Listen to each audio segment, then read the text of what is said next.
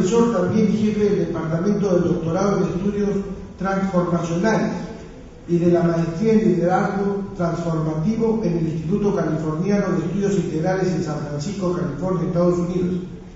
Graduado de la Universidad de Londres, es autor de varios libros y numerosos artículos sobre creatividad e improvisación, complejidad y educación.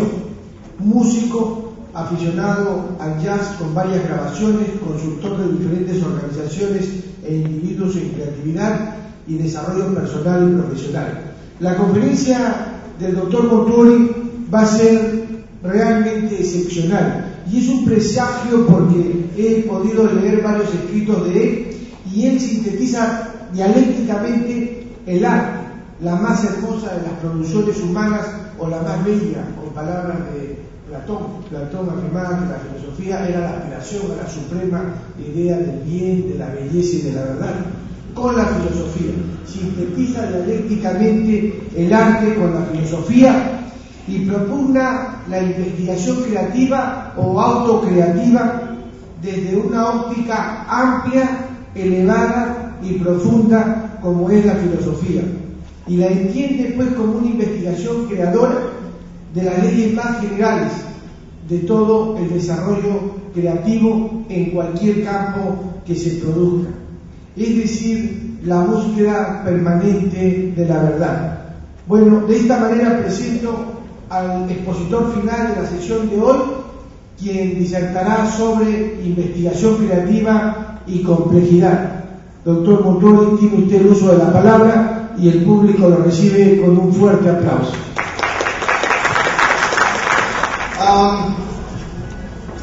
Disculpe, porque no hablo mucho español. Voy a hablar en inglés y un poquito de español. ¿Por qué creatividad?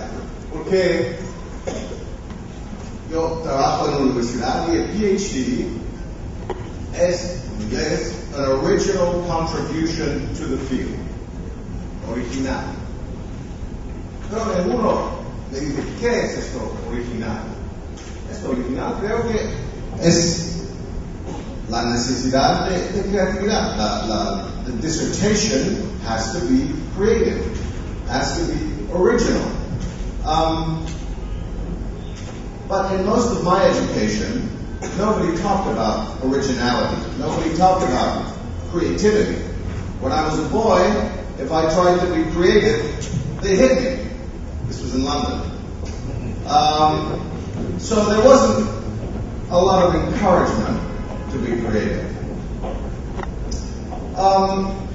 So what we did with this PhD was design a PhD that views academic inquiry, that views the whole process from start to finish of getting a PhD as a creative process, and also as a process of self-creation. At the end, you get a diploma. It says, you're a PhD. Your name is different. You're Dr. Fred, or Dr. Bob, or whoever you are, right? So you actually get another title, and we all know that if you spend 4 years, 5 years, 6 years in a university studying something very hard, somehow you change, even if it's just because you're 5 years older. But the bottom line is that the experience of doing this study is also an opportunity to understand who we are. One of the things that as somebody who has always been an outsider, I have a tendency to want to look at the things that people don't talk about. And so I found that people didn't talk about creativity in the university, and they certainly didn't talk about passion very much. And what we know about creativity tells us that there is no creativity without passion. So one of the things that we do is we encourage our students to tell us, what are you really passionate about? What do you care about? what is important to you in your life? Now, interestingly, that question itself can cause an existential crisis for many people, right? Because you have to think, okay, what do I really care about? What do I have to spend 4 or 5 years studying really hard?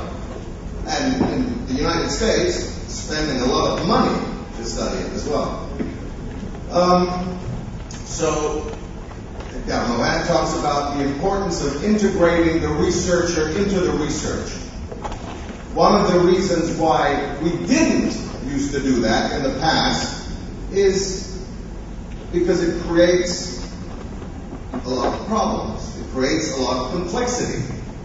It creates complexity because then you have to start thinking about yourself. Why do I study ecology and the environment? Why not social justice? Why not psychology? Why do I care about these things? So this offers us then an opportunity for inquiry. Another reason for creativity is because, as so many people eloquently articulated, we're living in a world that's extremely uncertain right now. We're living in a world that's extremely complex. And we're also living in a world where, as Mohan has said, there is a crisis of the future. I remember when I was a boy, there were television shows, science fiction shows. Do you remember them? 2001, The Space Odyssey. Do you remember those movies? And everybody was wearing silver and eating pills and flying in space. There was an idea of progress. It was weird progress. There was no nature in that progress, but it was some kind of progress, some image of progress.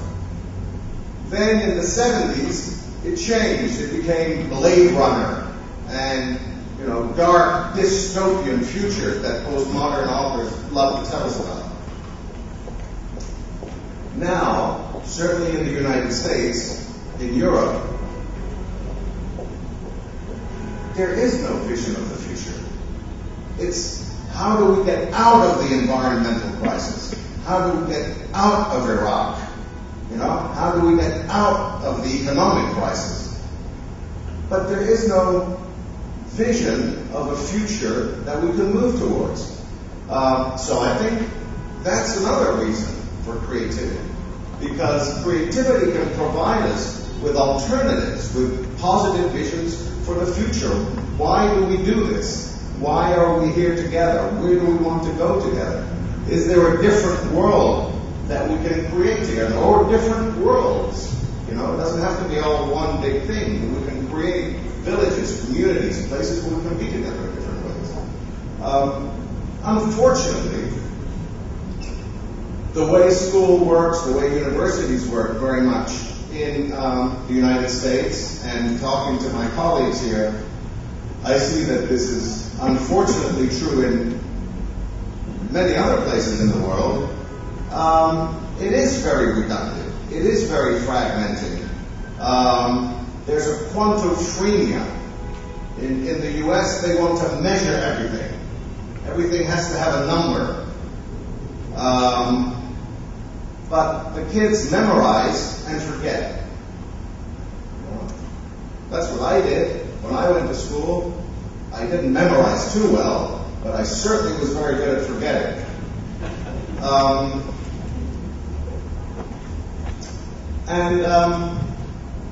I, along with many other people, I've called this reproductive learning, because you reproduce what the teacher says, but you also reproduce the same social order, the same social roles, the same expectations. You fit into the industrial machine. You become a good consumer. But that's not enough now. The world is going through such an incredible transformation that we need, I think, to shift from being consumers to being creators.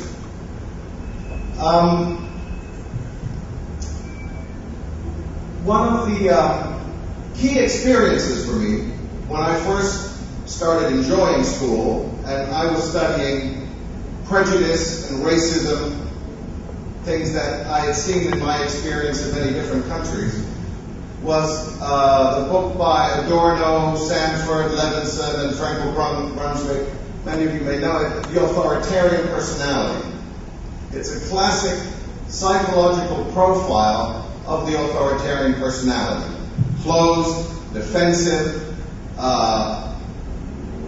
does not like complexity, likes things very simple, does not like ambiguity, immediately, if it doesn't understand something, immediately imposes a framework, very polarized gender roles. And this was the research that they did after the war in Germany to understand how Germans could do what they did in World War II. Then, purely by accident, I came across research on the creative person. And the creative person, the psychological profile of creativity, is the exact opposite. It's openness, it's preference for complexity, it's preference, it's tolerance for ambiguity, openness to new experience. So I think also of educating for creativity, not just as educating for the arts or for the sciences, but educating for living in a pluralistic, complex world, where we are open to difference, where we embrace difference, as Mohan says, where we move towards and learn. One of the problems that we have is that there's a real mythology, certainly in the West, about creativity. And many people here have touched on it in different ways, that the genius is always alone. It's the lone genius, Picasso or Einstein, that the genius is a little crazy and doesn't wear socks like Einstein, or cuts his ear off, or does other weird things like that. That every creative idea, in order to be creative, it has to be a theory of relativity, or it has to be, Van Gogh, or it has to be something really big. All of this is changing. When I started looking at the creativity research in the West, in Europe and the US, there was no research on creative groups. I, according to my father, misspent my youth playing in a band. Played the saxophone. So my experience of creativity was working with people in a band. But nobody researched that, which seemed very odd. But the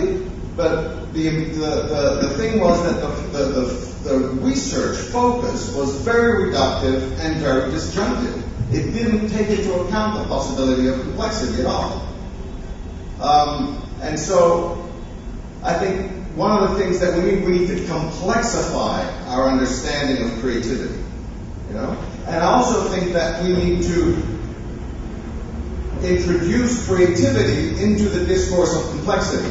You saw Edgar Morin here last night. What I saw was a man who is incredibly passionate, 88, and also somebody who's very creative. If you look at the work that he's done over the last 50 years, he's written about cinema, popular culture. He's written about la vie de la vie, the life of life. He's written about politics. He's written about things because he's passionate about them. And so I think if we can reintroduce also these elements of passion and this desire to understand the complexity of the world, complexity as a challenge, not as an answer, as we saw with these critiques of complexity, it's not a full stop. Complexity is going on, keeping the inquiry going, in the same way that a band will play a song many times and will always be circling around the song to find new interpretations, new ways of understanding it, and new ways of seeing what the interactions bring. So it's a different approach to knowledge. So I want to keep it fairly short and maybe take some questions. I know everybody's tired, and you're probably even more tired to hear me speaking English, so my apologies.